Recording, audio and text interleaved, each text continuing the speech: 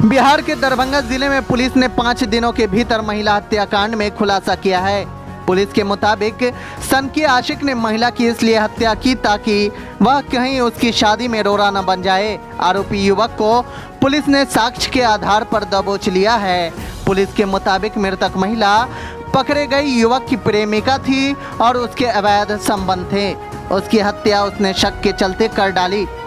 आरोपी की शादी परिवार वालों ने तय कर दी थी। उसे डर सताने लगा था कि कहीं महिला उनके अवैध संबंध का राज न खोल दे। इसी शक में उसने अपनी प्रेमिका को मिलने के लिए बुलाया और फिर गर्दन मरोड़ कर मार डाला। इससे पहले उसने उसे दूरी बनाने की कोशिश की, लेकिन उसे अपनी शादी टूटने का डर सता रहा था, क्योंकि महिला किसी भी हाल में वह आरोपी से दूर नहीं रहना चाहती थी। उसने अपनी प्रेमिका से छुटकारा पाने के लिए उसने अपने शातिर दिमाग का इस्तेमाल करना शुरू किया। इधर आरोपी की प्लानिंग से महिला बिल्कुल अनजान थी। आखिरी दिन प्रेमी ने बुलाया तो वह उस पर भरोसा करके उसके पास आ गई। उसे नहीं पता था कि आज उसका आखिरी दिन होगा। पहले से तैयार करके आए आरोपी ने महिला का गला रस्सी से घोट दिया और शव को वहीं पर छोड़कर फरार हो गया। दरभंगा जिला के जाली थाना अंतर्गत दिनांक 25 अगस्त की सुबह लगभग 7 बजे सूचना प्राप्त हुई कि काशी बहेड़ा गांव के लगभग 500 मीटर दूर एक महिला की जो लाश अधेड़ उम्र की महिला थी, उनका उम्र लगभग 45 से 50 के बीच में था। उनकी जो लाश है वो एक खेत के पास में वहां पर एक किसी लोगों ने देखी गई थी। इसकी तुरंत बाद में जो थाने की टीम वहां पर जाकर पहुंची और इस चीज का सत्यापन करना शुरू किया। सत्यापन के बाद ही पाया गया कि जो महिला थी, महिला गांव की थी। उनका नाम था सुनीता चोपड़ा।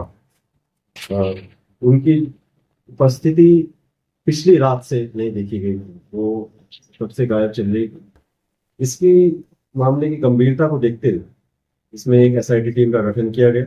एसआईटी टीम में अनुमंडल पुलिस पदाधिकारी जो थे 2 सदर 2 सीआई कमतौर, एसएचओ जाले और टेक्निकल टीम के जो सभी मेंबर्स थे, उन्होंने भी इसमें तभी अनुसंधान प्रारंभ किया। मामले में जब और हम लोगों ने अनुसंधान प्रारंभ किया और जो चीजें जो सामने स्पष्ट रूप से आई, इसमें कि मानवीय एवं तकनीकी अनुसंधान भी शामिल थे। मामले में ये चीज का खुलासा किया गया कि जो महिला है वो विधवा है और कुछ सालों से वो अपने ही परिवार के साथ मतलब वहीं पे रहती थी। महिला का ही जो संबंध था वो अपने ही गांव के कुछ लड़कों से हो गया था। इसमें कि जो एक लड़के का जो नाम सामने आया है, उसका नाम है मोहम्मद शहनवाज। मोहम्मद शहनवाज काजी बहेड़ा का ही रहने वाला था। पढ़ाई वगैरह छोड़ चुका था और सभी तरह आपराधिक गतिविधियों में भी सम्मिलित रहता था। इससे पहले भी जो होली में सांप्रदायिक रूप से एक मामला हुआ था, उसमें भी उसकी संलिप्तता पाई गई। इस महिला के साथ में उस अभियुक्त शहनवाज का संबंध बना। महिला ने उसको कई बार ये भी बोला कि हमारे साथ में आगे का जैसे आप संबंध हमेशा बनाते हैं, लेकिन शादी वगैरह उस तरह से नहीं करने की बात है। और इस संबंध में उससे बात भी जोड़ी गई तो शहनवाज ने इस चीज को सिरे से निकालते हुए ये बात बोला कि नहीं, तो मुझे परेशान नहीं करो क्योंकि मेरी शादी कहीं और पे तय हो गई। ये जो पूरा वाकया है लगभग कई महीनों तक चला। जेल से छूटने के बाद जब शहनवाज वापस आया तो महिला फिर से उससे बात करने लगी, लेकिन वो मृतक महिला को बोलने लगा कि नहीं, हमसे थोड़ा दूरी बनाओ। इसी क्रम में कई बार फिर भी उनके बीच में जो संबंध था वो स्थापित हुआ। लेकिन मामले में जब अब देखा जाए तो कुछ महीनों पहले से इनके बीच में जो है बातचीत होनी बंद हो गई। घटना के कुछ हफ्तों पहले से ये शहनवाज महिला के इस कंडक्ट से इसलिए परेशान होने लगा क्योंकि उन्हें लगता था कि महिला कहीं और जाके किसी को बता देंगे अगर तो मेरी शादी जो है जो यहाँ पे कहीं और जगह लगी है उसका वो टूट जाए। इसी संबंध में जब उनसे और पूछताछ की तो उन्होंने शीघ्र खुलासा किया कि इसी भय से हमने एक प्लान बनाया प्लान के अंतर्गत उसने एक जब जो एक बाजार में जब उस महिला से वो मिला तो उसको बुलाया कि आज हमें इस समय पे यहाँ पर मिलना।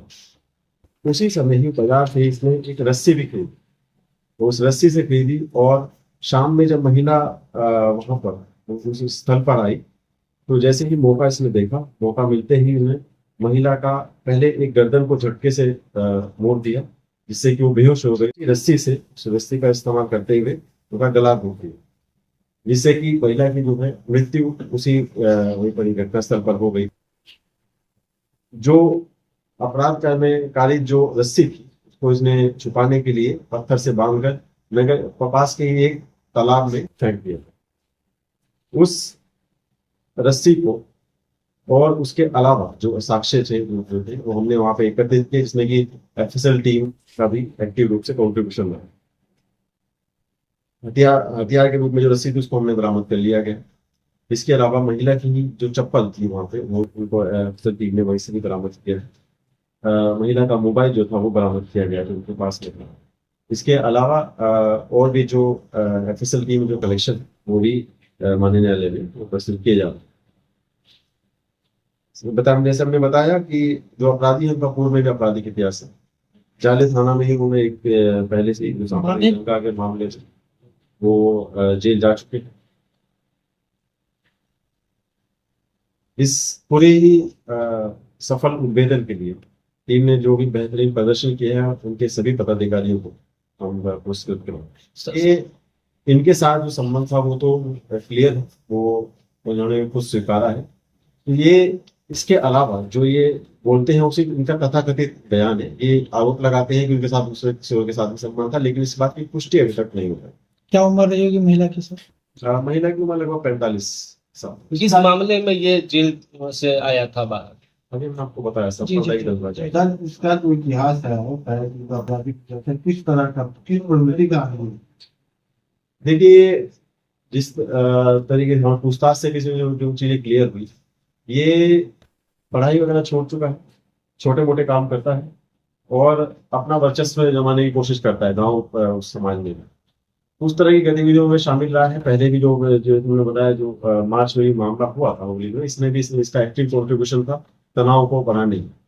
उस तरह की गतिविधियों में रहता है। मोबाइल का भी हमने इसका पूरा विश्लेषण किया, उसमें भी इस चीज का उल्लेख किया गया कि ये रैंडम महिलाओं को मैसेज भेजना, उनके साथ में संबंध बनाने के लिए उनको उकसाना, ये सब चीजें की गतिविधि। सर मारने के बाद उसने लाश को ठिकाने कैसे लगाया? वो मारने के बाद उसने लाश को ठिकाने कैसे लगाया? मारने के बाद में इसने घटनास्थल से कुछ ही दूर में महिला को पहले घसीटा जिनसे उनके अन्य जो बॉडी पार्ट्स है हाथों में और पैरों में भी उनमें भी कुछ स्क्रैचेस है और घसीटा। फिर उन्होंने वहां पे जो एक ग्राउंड ऐसा जो कि थोड़ा दूर था, गांव से थोड़ा दूर था, लेकिन मतलब थोड़ा खुले में था, मतलब दूर थोड़ा दिख जा सकता था, वहां पे बॉडी को फेंक दिया।